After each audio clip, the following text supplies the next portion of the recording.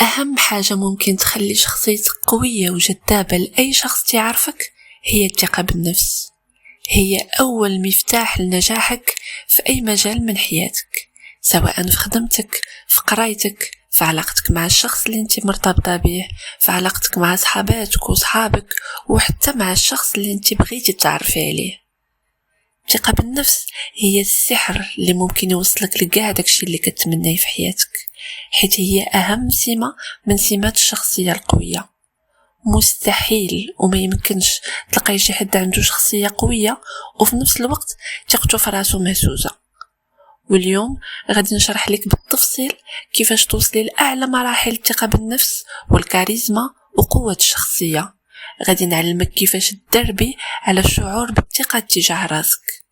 خليك معايا لآخر الفيديو، ديري لايك وسبسكرايب وشير، شجعوني باش نزيد الفيديوهات جايين. اول حاجه خاصك تفهمي انك عمرك ما غتعرفي تعاملي مع الناس اللي دايرين بك بالثقه وتجذبيهم وتكوني كاريزماتيك وشخصيتك قويه الا ما تعلمتيش كيفاش تعاملي مع راسك بعدا، كيفاش تعاملي مع عقلك، حيت عقلك هو اللي قادر يهز بك ل7 سماوات، وعقلك هو اللي يقدر ينزلك ل7 ارض ويخليك ما كتسوي والو. حيت الثقه بالنفس مصدر ديالها داخلي، ثقتك في راسك كتجي من الداخل، واوتوماتيكمون ملي غادي تدربي راسك على الثقه الداخليه وتعلمي تعاملي مع عقلك، غادي تلقاي الثقه بدات كتنعكس على شكلك والملامح ديالك وصوتك، طريقه الهضره ديالك مع الناس وتصرفاتك معهم. اول حاجه واهم خطوه غتخليك تكتسبي الثقه في راسك وقوه الشخصيه هي ما يسمى بتأجيل المتعة أو تأجيل التسلية. مثلا عندك واحد العادة يومية كتديريها وكتخليك فرحانة وكتستمتعي بها، أو شي ماكلة كتعجبك، شي حد كيعجبك تهضري معاه، مسلسل ديالك المفضل اللي ما كيدوش نهار الا ما تفرجتيش فيه، أي حاجة فريمون كتستمتعي ملي كديريها. بغيتك باش تدربي عقلك تأجلي هاد السلوك أو تأجلي هاد العادة. وقت ما حسيتي براسك بغيتي ديري هاد الحاجه اللي كتخليك فرحانه، بغيتك تقولي مع راسك اوكي غادي نديرها مي ماشي دابا. بغيت نعيط لهاد الشخص، غادي نعيط ليه مي ماشي دابا، حتى من بعد. الفكره والمغزى هنايا هو تولفي راسك تعاملي مع عقلك بطريقه تأجيل المتعه.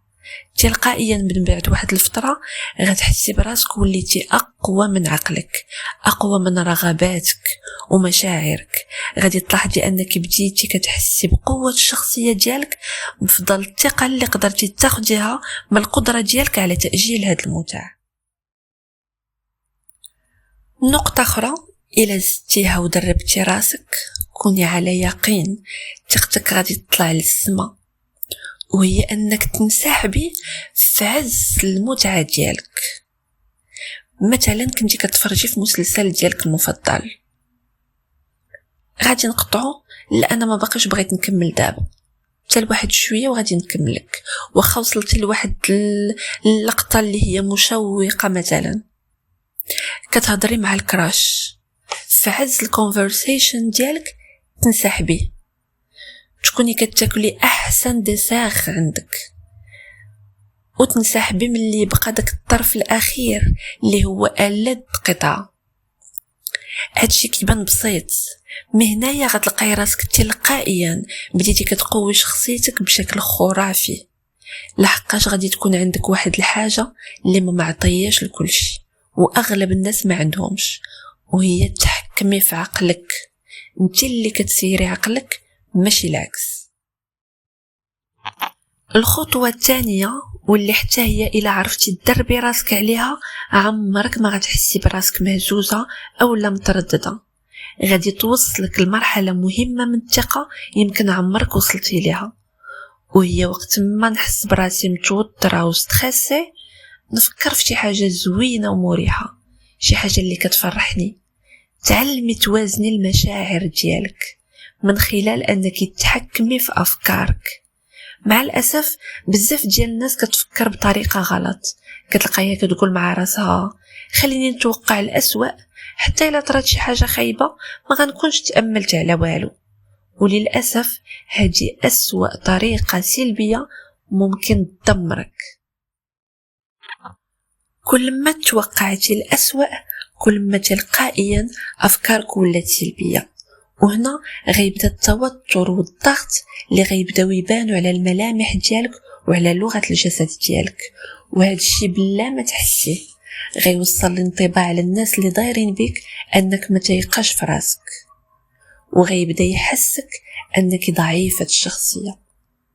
وباش تهناي وتحيدي هذا الشعور كامل، وقت ما حسيتي بالستريس بداو كيجوك الافكار السلبيه وكيدوروا بك هذوك المشاعر والافكار، استحضري شي فكره اولا ذكرى زوينه، شي فكره اللي كتريحك.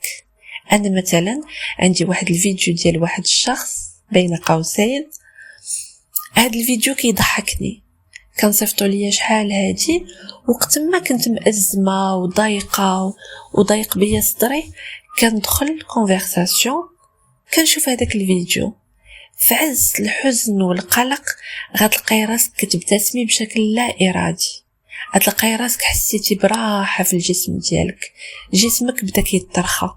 وهذه من اقوى الحيل السريعه والسهله اللي مفعولها قوي، جربيها وغتلاحظي الفرق في نفس اللحظه.